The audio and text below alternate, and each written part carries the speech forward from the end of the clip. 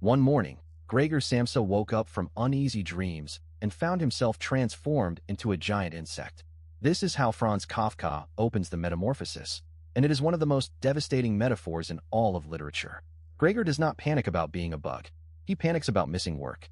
His first thought is not about what has happened to his body. It is about his train schedule. He worries his boss will be angry. He worries about providing for his family. He worries about everything except the fact that he has been fundamentally dehumanized. This is Kafka's brutal point. Gregor has already been an insect for years. He just did not know it. The transformation only made visible what was already true. He was a man who had traded his humanity for a job. He worked a job he hated to pay off his father's debts. He woke up early, caught the train, sat at a desk, and repeated it endlessly. He had no friends, no love, no life outside of work. And when he could no longer work, when he became something inconvenient, his family stopped seeing him as a son. They saw him as a burden. They locked him in his room. They eventually wished him dead. In the Metamorphosis, Kafka asks a question that should terrify all of us. If your value comes only from what you produce, what happens when you stop producing? Gregor's family does not mourn him. They feel relief. His father even thanks God. And this is not because they are monsters. It is because Gregor had become nothing to them except a paycheck. And when the paycheck disappeared, so did Gregor. Now let us turn to Albert Camus and the Stranger. Massault, the protagonist, lives his life in a state of emotional numbness. His mother dies. He feels nothing. He goes to her funeral.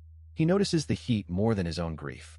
He starts a relationship with a woman who asks if he loves her. He says it does not matter. He kills a man on a beach, and when asked why, he says it was because of the sun. This sounds like a man who has given up on life. And in a way, he has. But here's the twist. At the end of the novel, sentenced to death, Massault finally wakes up. He realizes that death is coming for him, whether he cares or not.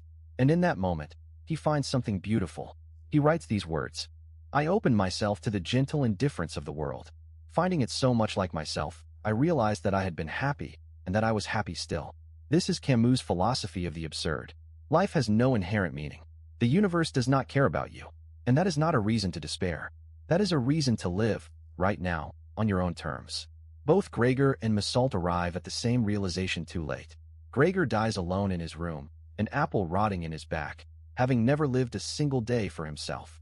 Massault finds freedom only with a death sentence hanging over his head, only hours before his execution. They both teach us the same lesson from opposite directions.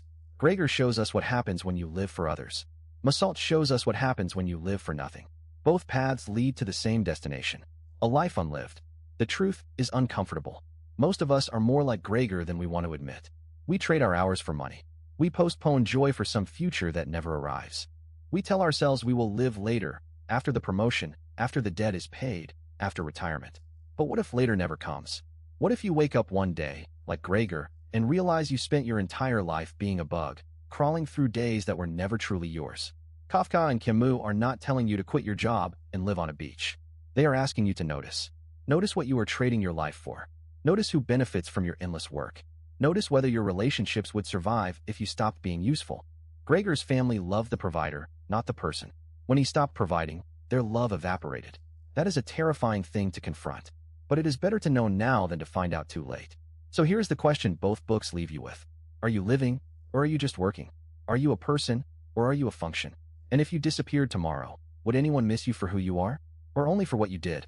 Do not wait for a death sentence to finally open your eyes. Do not wait until you are a bug in a locked room to realize you never really lived. As Camus wrote in The Myth of Sisyphus, one must imagine Sisyphus happy, not because his task is meaningful, but because he chooses to find meaning in the struggle itself. Remember to live. That is the whole message. Not later, not after, now.